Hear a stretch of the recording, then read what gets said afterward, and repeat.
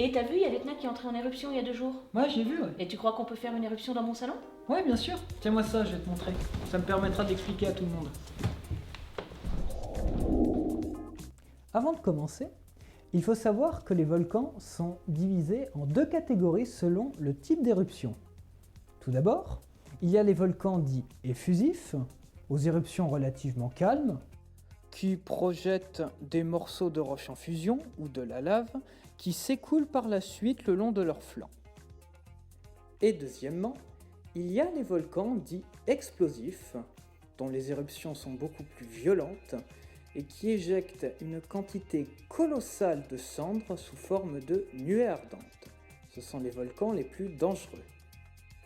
Place à l'expérience. Nous allons simuler une éruption effusive et non explosive, ce serait beaucoup trop risqué.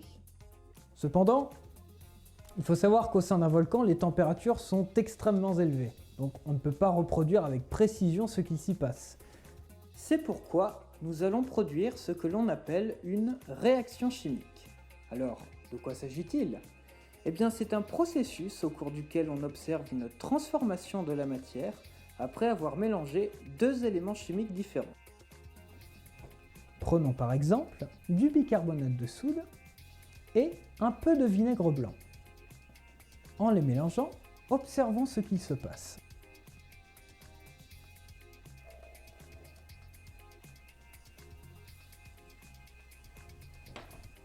Fascinant, non ?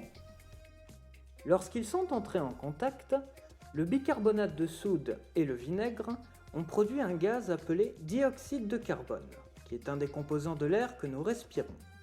Ce gaz, nouvellement créé, a pris beaucoup de place dans notre bécher, et sous forme d'une multitude de petites bulles, celui-ci a entraîné une partie du liquide vers le haut. Et vous allez voir que notre simulation d'éruption volcanique sera réalisée de la même manière. De quoi allez-vous avoir besoin pour cette expérience ?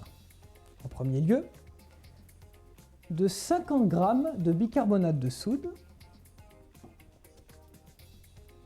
de 200 ml de vinaigre blanc,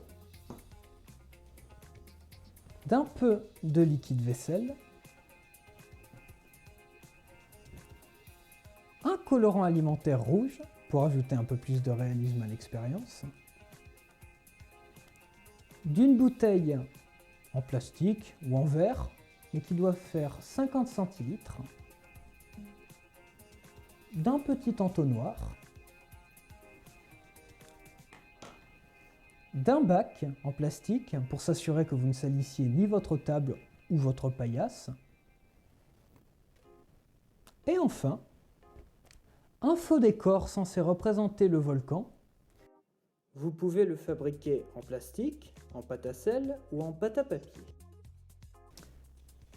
Tout d'abord, placez votre bouteille de 50 centilitres au sein de votre bac, puis, avec l'aide de l'entonnoir, vous allez verser la totalité du bicarbonate de soude dans votre bouteille.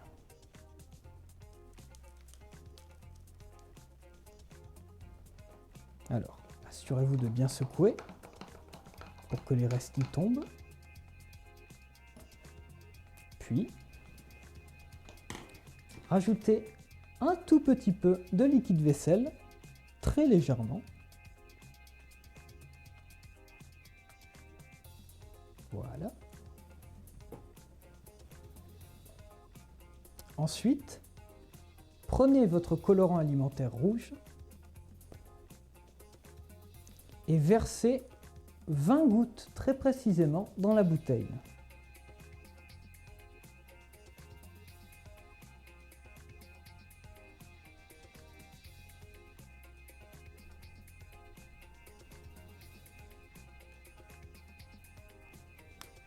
Une fois que cela est fait, prenez votre bouteille et mélangez les 3 produits en la secouant très légèrement.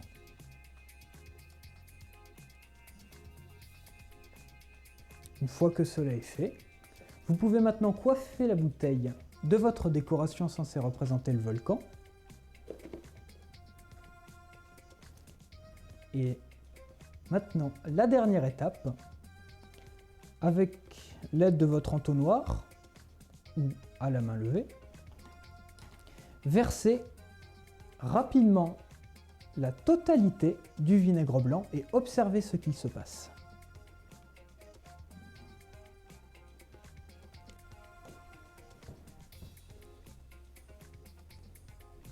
Épatant, non?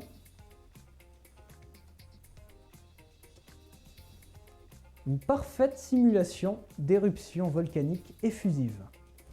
De la même manière que tout à l'heure, la réaction chimique a eu lieu.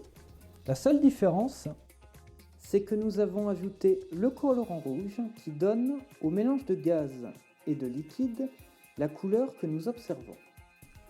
On dirait presque de la lave qui coule sur les flancs.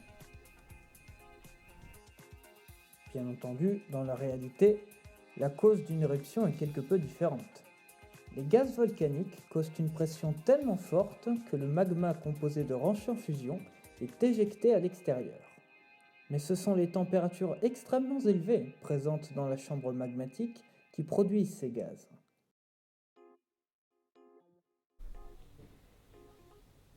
Alors, ça t'a plu?